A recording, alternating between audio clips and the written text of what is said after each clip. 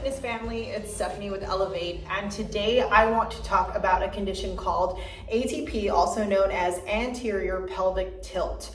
What is going on in the body with people that have this condition and what we can do to fix it. Okay guys, so making fitness simple, ATP, also known as anterior pelvic tilt, is when you have your pelvis that is rotated out a little bit more outside of its neutral position, which then causes a severe arch in the lower back. You may also identify it as sway back. So when you see people that have their booty sticking out and they have this nice arch going on, that is typically what's called ATP, anterior pelvic tilt.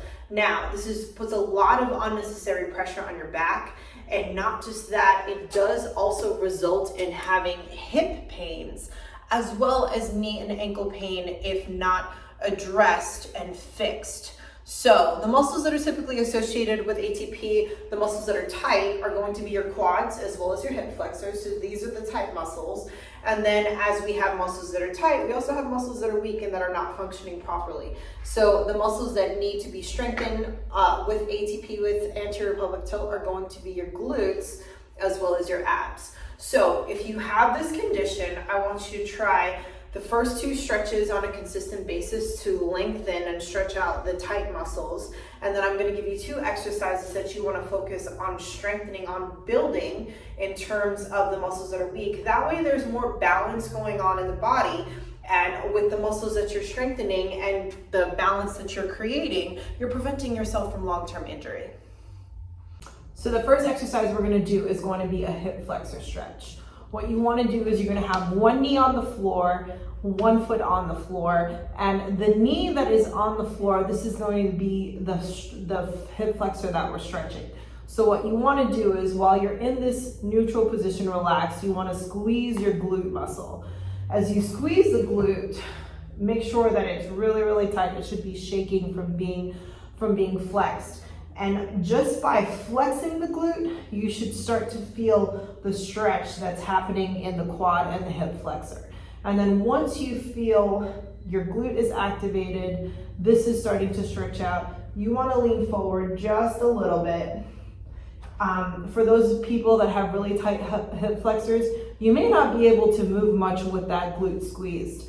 There may be just a limited amount. So just listen to your body where it's telling you like, okay, that's enough of a stretch. And then what you can do simultaneously to get into the hip flexor muscles, like your psoas, is to lift your arm up over your head and rotate to the other direction. So you want to hold this anywhere from 10 to... So the next stretch is going to be a quad stretch. And what you want to do is you can either find a bench, find a table that's extremely dense, that's not going to move when you resist against it.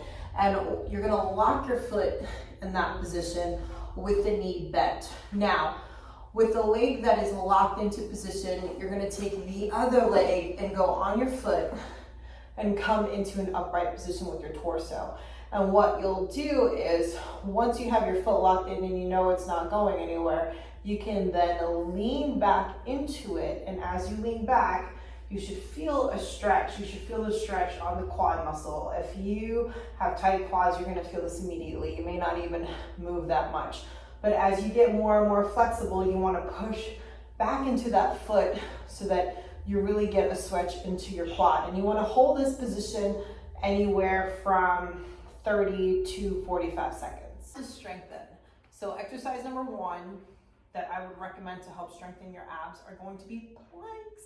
Planks are such a good exercise to help focus on your abs.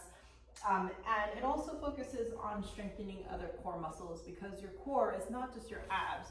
Core muscles are everything from your hip to your neck bone. This all is part of your core. So for a plank, what you can do is get onto your elbows. You want to make sure that your shoulders are in front of your elbows. So you don't want them directly above. You don't want them behind. You want them to be slightly in front of, keeping your shoulder blades squeezed together. You're going to suck in your abs. You're going to rotate your pelvis in. So you don't want to have an arch in your back while you're in a plank position. You want to keep that spine neutral by rotating the pelvis in. And you can either hold this anywhere from 35 seconds to a minute. If you want to create some variations, you can do plank toe taps, where you tap from side to side, or you can even do plank single leg taps. So for those of you that get bored of staying in the same position over and over, you can create variations, but as long as you're staying in that plank position, you're strengthening your The last strengthening exercise is going to be the glute bridge. So we want to get those glutes firing better.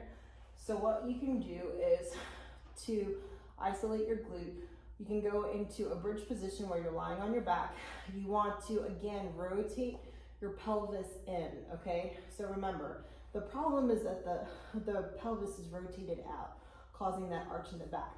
So what we want to do is work on the opposite movement that you don't do enough of, which is internally rotating the pelvis in. And what you do is rotating your pelvis in, your lower back should be on the floor, should be supported. There shouldn't be an arch. You shouldn't be able to put your hand through your lower back. Once your pelvis is tilted inward, you squeeze your glutes and lift up and just hold this position.